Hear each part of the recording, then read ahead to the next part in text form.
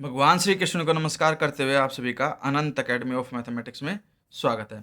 देखिए theorem number 2.13 बहुत important theorem है।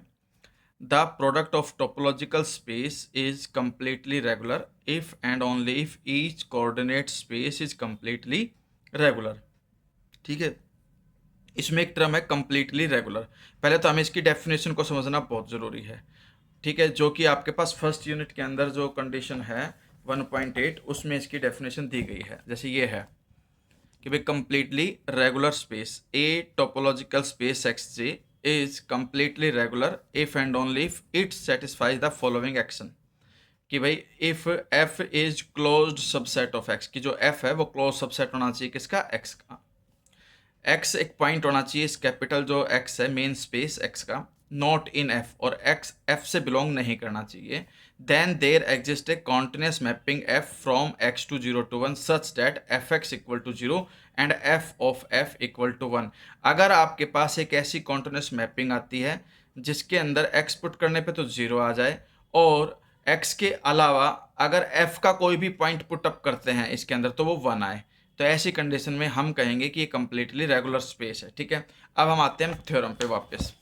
अब हमारे पास जो थ्योरम है उसमें प्रूफ में ये लिखा है कि before proving the main theorem we will prove the following lemma, यानी कि हमें इस लेमा को समझना पड़ेगा, इसका यूज है इस थ्योरम के अंदर। और इस लेमा की जो डेफिनेशन है, जो थ्योरी है, वो आपको खुद लिखनी पड़ेगी स्टेटमेंट, तो उसको याद कर लेना। लेट डेल्टा बी ए सब base for a topological space x, delta सब बेस हो गया। x is completely regular if and only if for each v belongs to delta and for each x belongs to v, यानी कि एक v आएगा जो delta से belong करेगा और x v से बिलोंग करेगा। There exist a continuous function f from x to 0 to 1 such that fx equal to 0 and fy equal to 1 for all y not belongs to v। ये condition है हमारे पास। देखिए अब lemma के proof के लिए, if x is completely regular, अगर x completely regular है तो ऑटोमेटिकली ये कंडीशन आपकी होल्ड हो जाएगी। ठीक है, for all open sets and so in particular member of delta, क्योंकि वो ओपन सेट होते हैं। ठीक है, अब कन्वर्जली है इसका। Suppose each v belongs to delta satisfies the given condition, कि भाई जो गिवन कंडीशन उसको सेटिस्फाई करता है। Let G be an open set in X, G open set आ गया, एक्स जी से बिलोंग करेगा।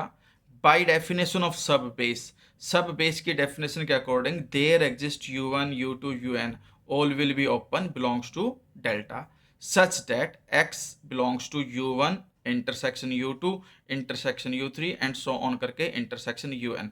यानी कि हमारे पास सब बेस की डेफिनेशन के अकॉर्डिंग ओपन सेट्स आएंगे जो डेल्टा से बिलोंग करेंगे, और x उन सब का इंटरसेक्शन का पॉइंट होगा आपके पास, कि भाई x कॉमन भी निकलेगा, और ये जो सारा इंटरसेक्शन आया सभी ओपन सेट्स का, वो सबसेट किसका बन जाएगा, g का।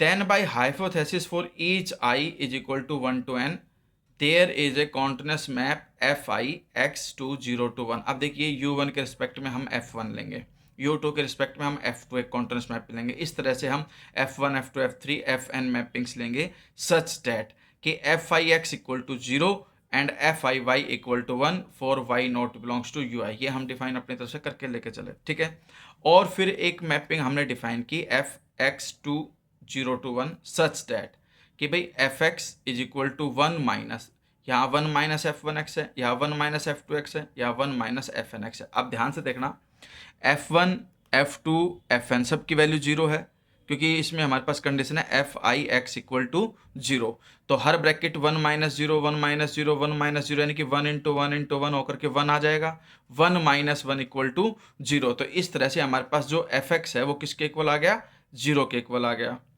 ठीक है, and F Y is equal to 1, और F Y is equal to 1 कैसे आया, अगर y आपका इंटरसेक्शन से बिलोंग नहीं करता है तो उस केस में देखिए, अगर u आपका ui से बिलोंग नहीं करता है तो इसका मतलब यह है कि आपका इंटरसेक्शन से भी बिलोंग नहीं करेगा, इंटरसेक्शन से बिलोंग नहीं करेगा।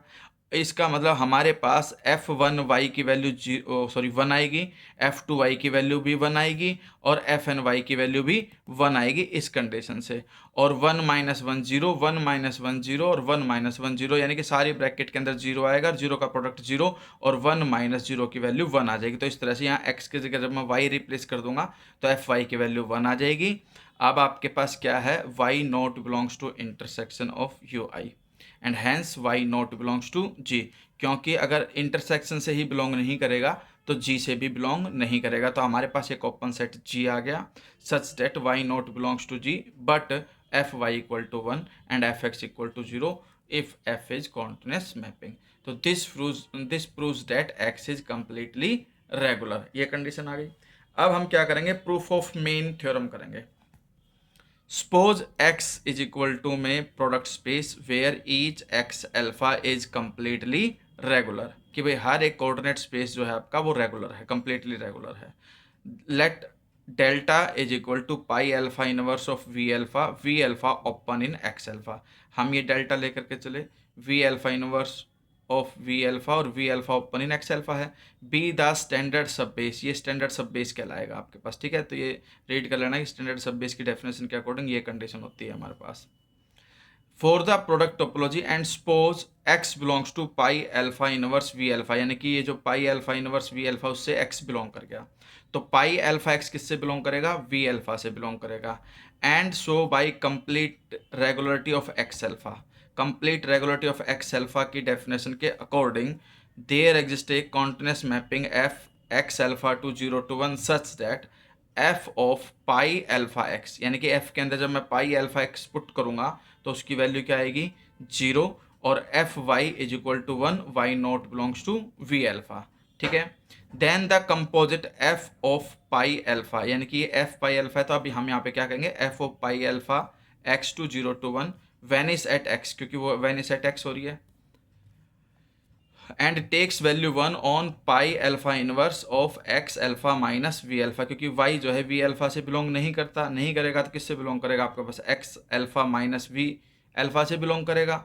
और उसकी जब कंडीशन बनाऊंगा मैं पाई अल्फा इनवर्स करके, तो हमारे पास कंडीशन क्या बनेगी कि भाई that is pi alpha inverse को जब अंदर लेके जाओगे तो pi alpha inverse of x alpha तो बन जाएगा एक्स माइनस में pi alpha inverse of we alpha, hence the condition of lemma is satisfied, यानी कि हमारे पास मैपिंग आ गई जो दोनों कंडीशन सेटिस्फाई कर रही हैं।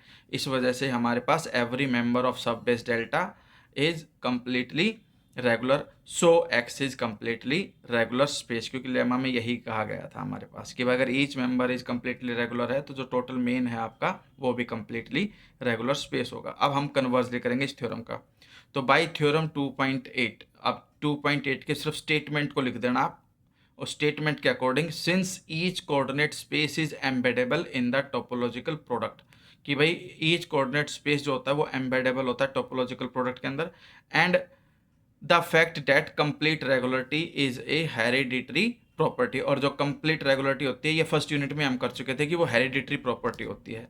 तो that is if the space is completely regular then every subspace is also completely regular.